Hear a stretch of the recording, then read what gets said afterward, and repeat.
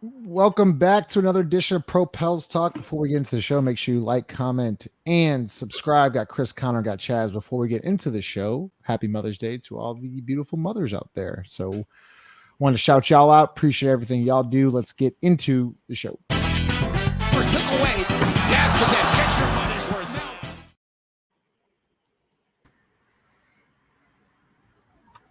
worth. You muted. Am I still? There we go. Chris, Connor, Chaz joining us here on Sunday. How we doing tonight, fellas? Doing good. Oh, good, man. Good day. Good day. Good day to be here. Yeah, Chris. Let's start with you. Let's start with this question. Yeah. Currently constructed right now, right? We've been talking about this, but Trey Murphy, right? Is he a starter or should he come off the bench? He is a starter. Yes. That will come off the bench. Explain. I think that the team, just the way that they're built right now with Zion and BI, the favor of the coach, and how selfless Herb is, right? How he just doesn't get in the way of things. Not a guy you really have to find touches for, and you still have so much invested. And this is if Zion Williamson and Brandon Ingram is playing basketball, game one of the season. I think Herb's your best defender. He's really your only defender, depending on what you do at the center position, and that's a different topic in itself. I think Trey should be a starter. I think we've seen the numbers. I mean, just even if you throw out the end of the season he had, or the second half, just his the numbers when he's attached to Zion in lineups and attached to Brandon is remarkable, and he is their best shooter. I would start him, and I would just lean into your strengths like Chaz talks about, but I don't think that that's going to happen. I mean, as long as Willie Green's the head coach, unless Herb falls completely off the face of the earth, like if he didn't rebound in the way that he did after he ended that first half shooting, where it was putrid. If he didn't rebound and have that marks that he had, I think it'll be a little bit easier. But yeah, Trey should be a starter, but I think he's coming off the bench again. Well, I'm glad you brought that up, because if Trey's going to start, then that means Herb's the easy choice to go to the bench. Is that correct? Is that who you would take out of the starting five, or is there somebody else? I don't see a route that CJ is going to be there yet. There's no way. That would be the move, but I don't see that as a realistic option yet either, even if it's something that would probably make the most logical sense from a basketball standpoint. Okay. So as a starter this year, Chaz, Trey Murphy, 15.4 points per game, 3.5 rebounds, 1.4 assists. I think he shot 50% from the field and 42% from deep as a starter. So we talked about this a lot. Trey Murphy, I feel like, is a rhythm guy. He's a confidence guy. When he's in the starting lineup, he plays a lot different than when he's coming off the bench. Do you think that's something that they should factor in this year, or do you think that Trey's just going to be coming off the bench to start the year unless something crazy happens? Well, hearing you read that stat line, I would love for him to be more of a rebounding guy. 3 rebounds, god damn, 6'10". Come on, brother. But so that's something he needs to improve on this offseason. Yeah, I'll say truthfully, I don't think it matters whether he starts, because I think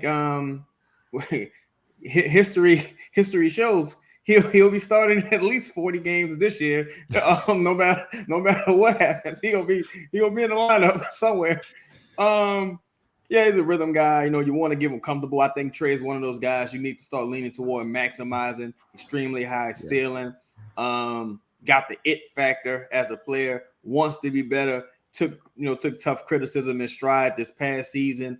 Made the necessary adjustments. Even in that last game, it wasn't a traditional Trey Murphy game, but I think he still managed to put up 20. You know what I'm saying? Had a really good first half. I just think the obvious choice is CJ going to the bench, right? That's what we all. But I think we've all alluded to it. Yeah, but you can't. But you can't do it. Yeah, you can't do that. But why can't you? I want you to kind of explain why can't you? Explain that though, because people are like, why can't you? Right? But why can't you? Firstly, and I'm going to give CJ the respect he deserves, man.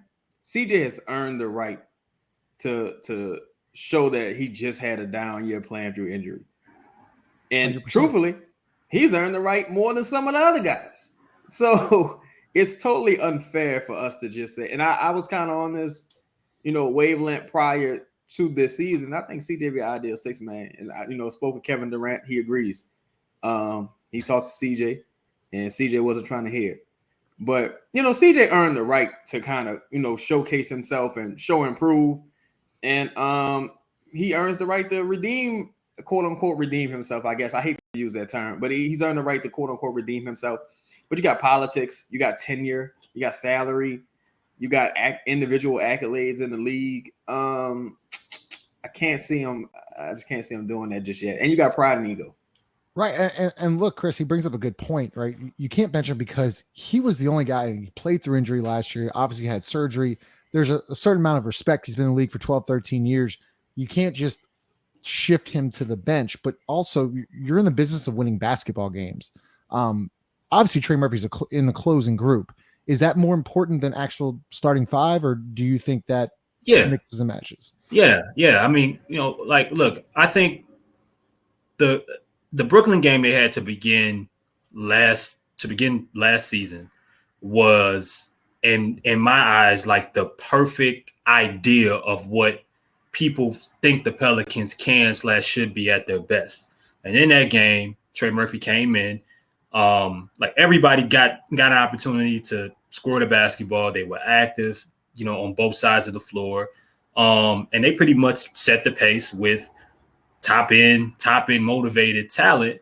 Trey Murphy comes in off the bench, putting up 30-foot threes and shooting the ball as much as he wants to. And anytime Brooklyn started to make runs and come back, Trey would find his way or find the opportunities to attack. And I think if the idea of the Pelicans is able to match what we actually see and what's produced from an availability standpoint, then Trey's gonna have his looks, he's gonna have his opportunities, even coming in off the bench. But I mean, it's no doubt in the games. Not only is he your best shooter, he's your best free throw shooter, right? So he's gonna be in games from that standpoint, especially if you're up. And I mean, I think he took strides in some areas of creation individually, just even trying to do so, even if it's not fundamentally there yet completely. It doesn't look as smooth as maybe it could or will look a few years down the line. So, but we all know eventually he's going to start. And whether that's when one of the top two players are off the team, or whether that's when CJ, is gone, or whether that means it's perfect when you talk about the CJ McCollum situation, because like if this team had won, let's say this team got to the Western Conference Finals, then you could come to CJ and be like, all right, man, look, here's what we need to do going forward. We want to win a championship. This is what we want to do. Or if the team had back-to-back really, really years and it was all about winning, but you can't really say it's about winning because you don't even know if that's going to work. You don't know. You can't make any type of moves like that, especially after the year he had when your best two guys played, less than 50 and 30 games. Yeah. We talk about Zion Williamson a lot, Chaz, but obviously the perfect fit with Zion Williamson is a shooter and a guy like Trey Murphy. When they were on the court together, it's obviously a small sample size, but he shot 40% from deep. They averaged 12.1 points per game. Those two together are pretty lethal. Now, we haven't really seen Brandon, CJ, Zion, and Trey all on the court at the same time. You got to think those four together are pretty good. But I want to get back to the point of if he's coming off the bench, then you would have to pair him off with Zion and keep those two together, because what you did see those two together, you saw a hell of a lot of easy baskets from either Zion or Trey Murphy. And, I would argue that wasn't even like the best version of Trey.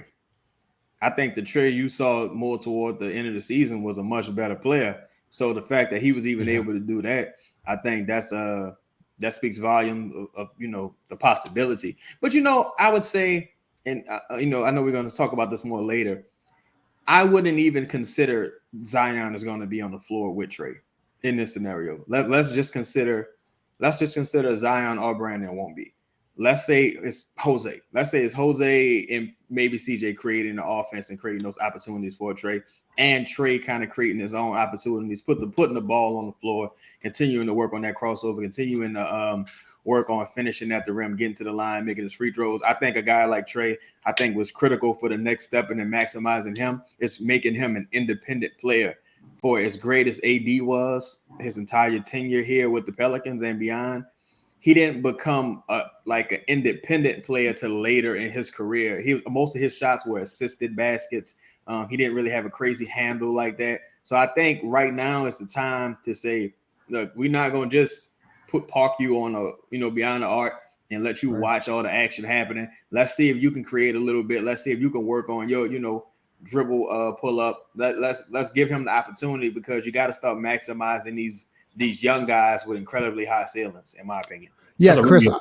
Well, I'm glad you brought this, because Chris, I asked the question to the guys. I think it was last Sunday when you couldn't make it. What's one thing you obviously can't say rebounding, but what's one thing you want to see Trey Murphy improve on here in the offseason? Obviously, he's got the shooting. We know rebounding is a must with him. What would you like to see him improve? Because I said off ball movement, more off ball, kind of like Klay Thompson, right? Where like he started doing that later in the year. But what's something you would like to see him improve on in the offseason? First is strength. I don't think on ball. I think sometimes I watch a lot of the plays that I saw him get moved out of the way of being out of position or being in spots to where he was easily called for fouls had to do with strength. Guys just moved him out of the way. And I think rebounding as well. He got, there were bigs that just swam around him when he tried to box out, if he chose to box out in some respects. I think that element offensively, he spent too much time on the floor. His dad talks about that a lot. Spends too much time on the floor when he is able to get to the cup, just based off of not having that, that mix of upper and lower body strength. I think that's going to help him in a lot of different areas, being able to, to hold his position, to stand his ground on both sides, and really, I guess, grow into his grown man, his adult body in this stage. And I think as he continues to do that, he puts on more weight. Then maybe he'll have more freedom. I think in finishing even more of the plays that we see him try to finish at the cup. But it's not just the dunks; it's the layups. It's some of the awkward finishes, some of the awkward floaters. Some of those may turn into easier looks on that side of the floor. And then defensively, just being able to not just strictly stay in front of his opponent, but when that first move, when that first part of contact is created, him being able to not be moved so easily. And I think it'll help him out rebounding as well, specifically defensively. Yeah, that's a great answer. All right, Chad, let's get to the second segment of the show. Your idea here, I kind of like it. Reset or retool. Do you want to see the Pelicans moving into the offseason here? Reset, right? Where we come back with the same kind of roster, JV staying, we resetting it, or are we going to retool it? I didn't have JV as a part of that. I will say that scenario. We're going to reset it. Retool. Yeah, that's a retool kind of guy. But reset, man, it really depends on who's available. It's been a crazy well, they're going to come in healthy. They're going to come in Zion, Brandon, CJ. CJ's going to come. They're coming in healthy. Like, wait, you said they're going to come in what? Healthy. It doesn't matter what they're going to come in, because this team, I don't care if they're healthy or not. Like they haven't done shit. Like, you know what I'm saying? I don't give a but they were the number one seed. They were the number one seed. No, they were the number one seed. No, they yes, weren't. They were. Yes, Zion they were. Didn't deny was it. the number one seed. No, well, Brandon he's part of the wasn't. team. No, he's part of the team. Hey, look, Brandon wasn't there. CJ was out with COVID. Again, we haven't seen these guys together. And honestly, I feel like if you're going to go through a learning curve in a year, because they still have to learn how to play together. So if you're going to go through a learning curve in year 3 of this experiment, I'd rather you just bring brand new pieces in and just let all these. You want to retool it? No, that's resetting. That's I'm resetting. sorry. Retooling is more so like working around the edges. Okay. Yeah. So sorry. Like if you're gonna reset, if y'all about to learn on the job, just bring everybody new in. That way you all learn together, do it this off season, and just start it over. But if you're gonna retool, I think there's a lot of around the edge moves you can make that kind of sets you up for the deadline, and you can make a big splash at the deadline. But you got a lot of guys that depend on what happens with them. Jaylen Brown, Giannis Antetokounmpo, Luka. You know, you got a lot of crazy things, DeAndre Ayton. You got a lot of crazy things that may happen this offseason, and the Pelicans still have some capital. And Chaz, you've been preaching to that. I'll give you that your credit there. You've been preaching, you know, getting that and then getting to that all-star break of next year. And it's hard to see that, but you know, you've been seeing kind of through, like if they are there are a lot of questions surrounding this offseason. Chris, what would you want to see Pelicans do here moving forward? Well, I'm gonna start off by saying for my wrestling fans in this equation, Justin was Michael Cole and Chaz was The Rock. Right, yeah. If I'm going against The Rock, it's probably not a good thing, but, but no, it's usually not a good thing. Yeah, I mean, I think you know the answer for me is Retool because it's the most likely option, really anyway. And I think once I start looking at it from that perspective, I mean, if they disappoint again this next season, they're gonna reset the season after that anyway. So, I mean, it doesn't like, and we're talking about front office moves, coaching moves. They bring it down. Like, it's gonna be a lot. You're basically saying this is a make or break year. Yeah. I think the writing is on the wall. When I say make or break, tell me where they have to get to in order to be a successful season. I mean, obviously everyone wants to win a championship, but like, no, I mean, if they, what success is in regards to what will make me happy and what the bar is in regards to being like, if we're resetting this thing, it's totally different. Like success to me for this team is them, I think at this point, is them getting into a second round and having an opportunity from there. Us realistically believing they have a chance to get to the Western Conference Finals. That's, that's in my mind. I felt like that was our expectation this year, which is unfortunate because we got. Yes and no, because this season was about not making a play. Right. It was making the playoffs, and I think we all said like we'd expect a first round win, we'd be happy with it, and then I think we just didn't want to be. I think we want to be top six. I think everybody wanted to be top six. Yeah, that was the goal, right? Because look, it's hard for me to really talk a whole bunch about making a Western Conference final. Like Zion still hasn't played even a play-in game. He hasn't played one playoff game, one play-in game yet. So you have no idea how he's going to adjust to that, right? I mean, the odds say he'll adjust well because of the way things are officiated, how it changes, and it'll work probably more towards him and his style of play. But yeah, I mean, I think the answer is Retool because Jonas falls into that area, adding some other, adding a more modern style team with more shooting, more flexibility, and kind of making it go from there. Because if they don't, they disappointed again, and they're not making the playoffs, so they're scratching around at the bottom of the Western Conference, just trying to get into the playoffs, whatever the case may be. You're gonna reset this thing regardless. Or Brandon and Zion plays the same. They don't play enough games. Somebody's gone. And when you say reset, right? You mean like, are you talking players and front office? You're talking everything. Are you talking? Well, I mean, at that point, David Griffin would have been here how long?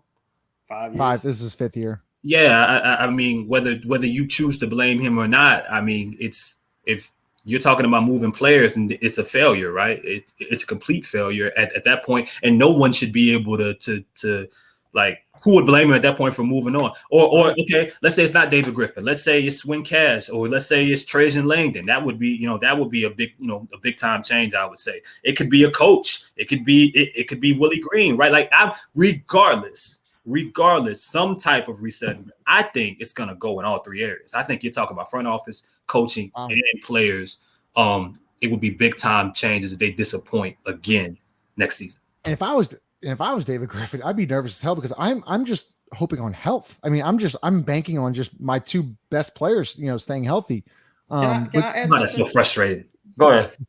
I know it's so frustrating. Go ahead. No, I just wanted to say, man, it's like when we spoke about the coach coming in and potentially adding him to the staff.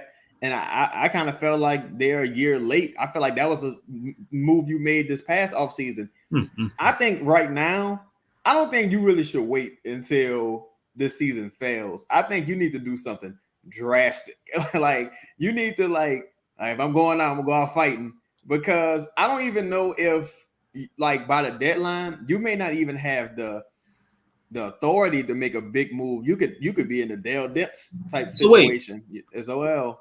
So Chaz, what would you? I know player wise, you dropped a show I think last night on no. So maybe I don't know player wise. You dropped a show. If the Pelicans should trade Zion. Player wise, what route would you go? Front office, what route would you go? And I'm sure I think I could guess all three of them, but I want you to kind of get into it. And then coaching, what would you do? And would you do all three? Man, I would do all three. I would start at the top as it pertains to trading. I think Trajan has to go. Like, truthfully, I don't trust his talent evaluation skills as it pertains to drafting. And I think you in a position where you may have to make that pick this year just because of limited salary options and roster construction things. I would start there. Also, one of Trajan's calling cards has been his relationships around the league and having the ability, maybe recruit guys. It's like, bro, no, ain't no free agents coming here, dog. Like, And the free agents, listen, the free agency market isn't that great anyways. Like, it ain't even that good. But I'm talking about, I'm talking about you got guys who had 1 foot out the league who was like, nah, I'll take my chances in the streets before I come here, right? So there, coaching, I think you definitely, personally, I feel like Willie is destined for that a James Jones type elevation. Like, you know what I mean? I think he's gonna get promoted within the organization. I think that would be really good because that was the plan originally with Alvin, I believe, if I'm not mistaken. I think Willie is a similar personality, and I think I would bring in the future head coach of this team this offseason and show him around and get him introduced to everybody. Go ahead, Justin. No, I didn't want to because you're making great points because I still think Willie, we all know he can grow into it and he has a lot to learn and things like that. But you look at the Boston Celtics, right? And I know it's the Boston Celtics, but you see Brad Stevens, head coach comes up, he goes to the front office and then they bring in, they bring in Udoka and then Mazzulla obviously comes in. But I just think it's an interesting thought. And for the last part, like player wise, I would for guys I would target. I saw Bobby Portis wrote something the other day, and I'm like, and Chris, I know you're a fan of Doug McDermott. I think those are guys who are like they're veterans. They still play a modern brand of basketball, move off ball, can shoot the ball effectively. Very, very friendly contracts. That way it sets you up perfectly for the deadline if you want to make a move. I want to see this team be in a Raptors situation where we got like 3 or 4 people who could potentially be the number one guy if things, work out. So I would much rather have way too much talent than be like, I want to see how it works with Zion or see how it works with Brandon, because I don't know if it'll even matter with those guys. Like to be honest. So speaking of retooling, so I'm looking up Doug McDermott's contract. He's got 1 year left, $13.7 million. Gonna look up Bobby Portis for 3 guys. Talking about retooling. I know, Chris, you've been wanting him for a while. Same with you. I mean, we've been talking about him. But Chaz, I'll start with you, and we'll get to Chris because Bobby Portis is an interesting. He came out with that tweet. Basically, I think he unfollowed Giannis. I think he said, thank you to the city. Shit. Yeah, he said thank you to the city, the franchise. Like he's out, like he's done. He's pissed off, whatever. I get that. Yeah, and he's pissed off because he didn't play in the playoffs, and he's a competitor. He's got 3 years left, Chaz.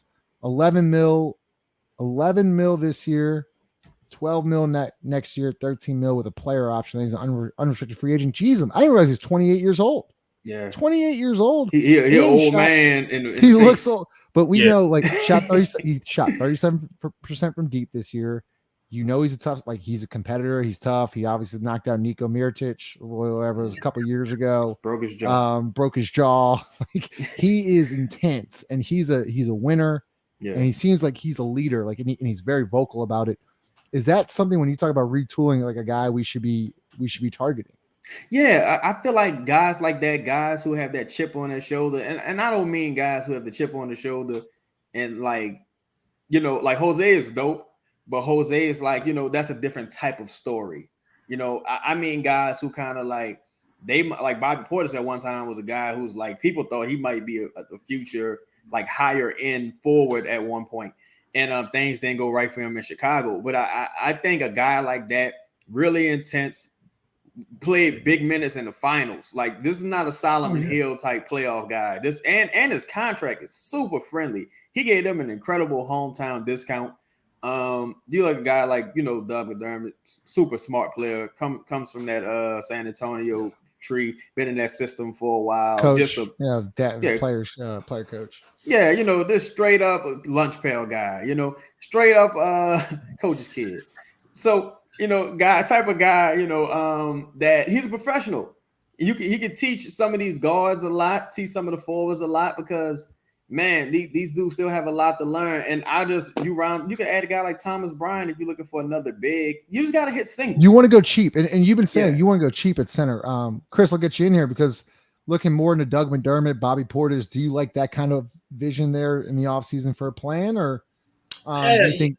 Yeah, I'm cool. I mean, that would be a phenomenal offseason. I mean, to me, because we're talking about building around the edges at that point, and that's perfect. I mean, I think like beyond what the average person thinks that they're getting in Bobby Portis and Doug McDermott, there's an extra layer that I think really matters for this team. When we even think about the people that are going to be there, like Doug McDermott's a great shooter, right? He's a veteran. He's been around, knows his role. Role's been consistent everywhere. But he's not just a shooter. He's a movement shooter.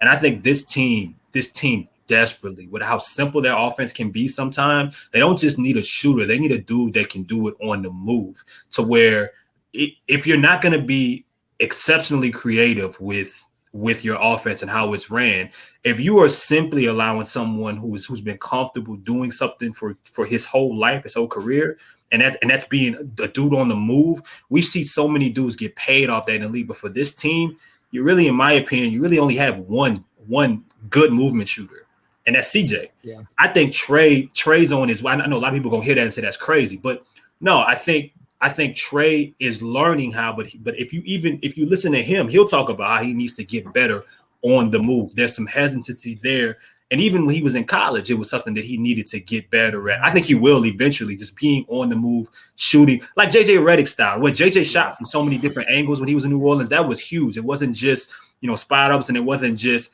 get to my spot off the run, stop, plant, and shoot. It was all right. I'm catching the ball and jumping damn near as soon as I catch it. Legs forward, same thing. That's Doug McDermott. That's perfect for this team at that size. And then Bobby Portis, outside of big part of a championship team, and has been on other playoff teams that's made runs throughout his career. This team needs another option at big. Solid rebounder, another guy who can stretch the floor, leadership. And I mean, for those that care about stories and care about personalities, the city would love him. So that would be perfect for me. I mean, almost average double in 26 minutes. And we talk about, Chris, we talk about accountability in this franchise. You want to talk about a guy who will keep you accountable. It's going to be fucking Bobby Portis. I'll tell you that. Physically or verbally. Like it will be be physically or verbally. And I think that's important. And Chaz, I think you've been on it. I think it's a great target in the offseason. Another guy we got to talk about is Buddy Hield. He's got one more year left, 18 mil. We've been talking about him for a while. Mm-hmm.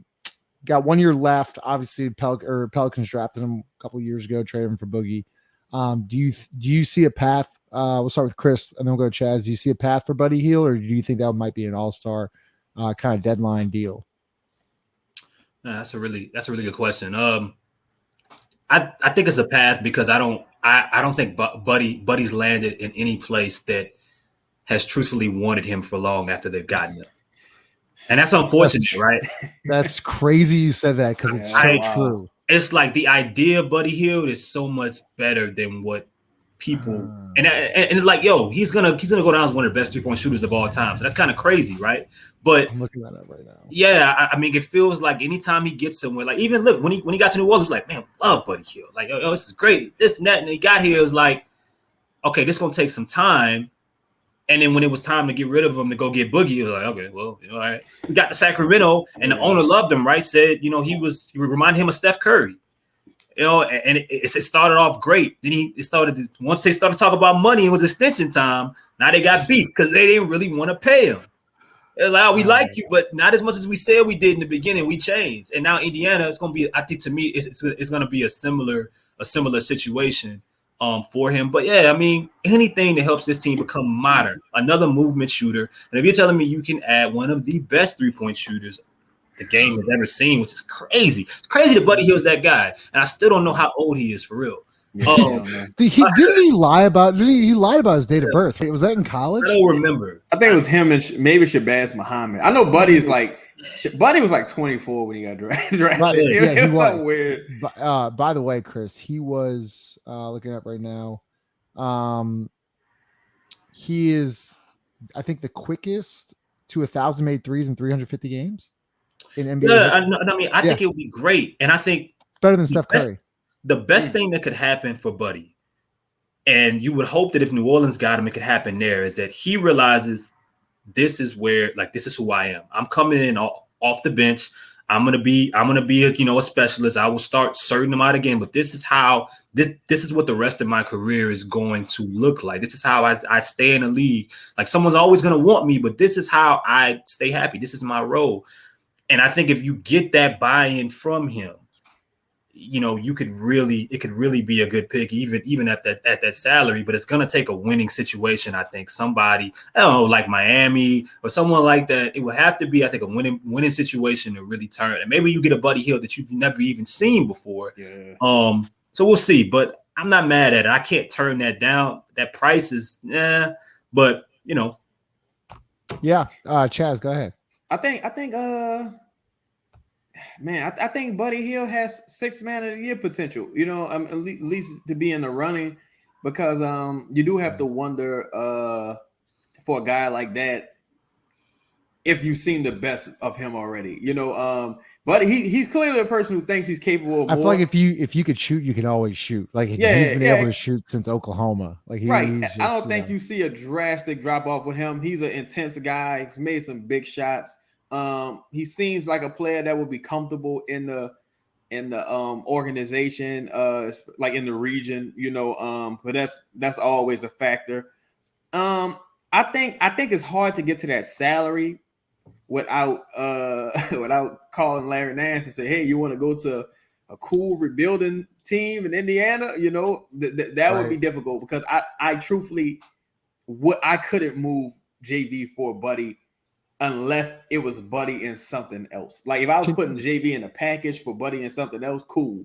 But I couldn't. Like, when you, I want you to elaborate a little bit more on that. When you say you need another center involved in that deal, if you're going to involve JV, because we all know that JV is our best trade chip this offseason. So if you want to go get Buddy Hield, you're most likely getting JV. But I completely agree with you. You got to get something else.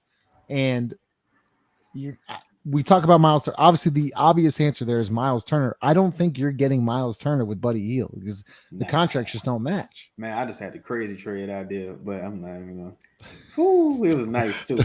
I'm thinking about it. That would be a nice team. But, yeah, I think it's either, if you're going to target Turner, which we know Griff has in the past, it'll be Turner as an individual or Buddy as an individual player. Maybe is TJ McDonald still there?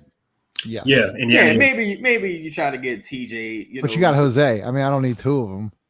Yeah. And Jose and TJ are basically the same. I mean, the same kind of player. How tall is TJ? Oh, he's tiny. I think he's tiny too. I don't even know. But he's a pest though. He'll guard you 94 feet. I've seen that with Lonzo Ball. I mean, because hey, what's crazy? We've actually said and heard other people say, "Man, if only Jose was available." And it's like, yo, we talking about 6 foot. Hey, no one talks about that, bro.